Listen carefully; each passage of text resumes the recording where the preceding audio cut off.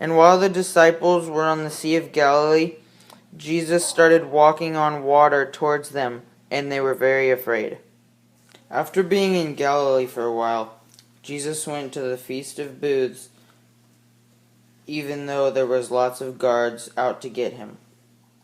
Over by the temple, there was a woman caught in the act of adultery, and she was brought by the Pharisees. According to the law, they were allowed to stone her. And Jesus said to the Pharisees, "Let he who has sinned not cast the first stone." And they just stood still. And then Jesus started writing on the ground something, and one by one the Pharisees started walking away, the oldest first. While Jesus was passing by, he saw a man who was born blind from birth. The disciples asked him who sinned that the man may have been born blind like this. And Jesus answered that no one had sinned, and the man was born blind so that the works of God may be displayed through him. And so Jesus rubbed a little bit of mud into the man's eyes and asked him to go wash in the pool of Siloam. After washing, the man's eyes were opened, and he could see again. In the next chapter of John, Jesus had a friend named Lazarus who had died. He went over to the cave where he was buried and asked Mary to roll the stone away. Once this was done, he said, "Lazarus, come out." And Lazarus came out, and everyone who saw was amazed. Next, Jesus went into Jerusalem, riding on a donkey, and at his feet people threw palm branches and said, "Hosanna!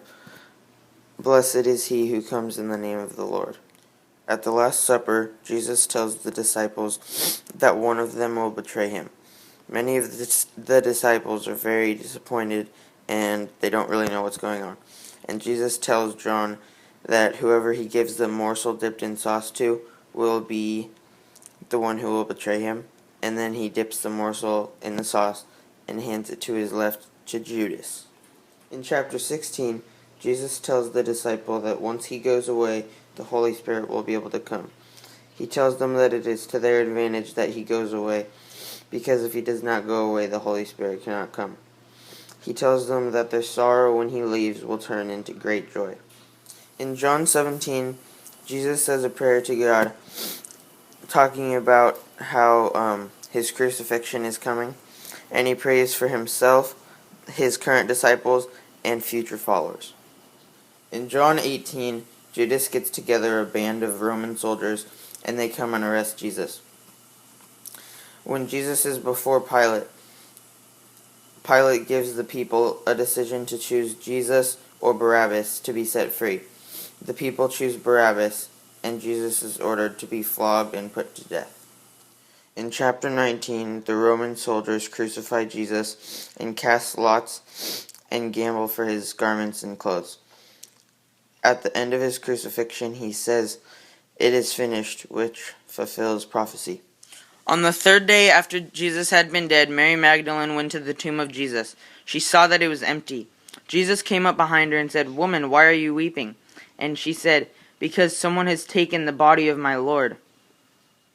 In John 21, Jesus appears to his disciples. They were greatly overjoyed, but they were also very confused.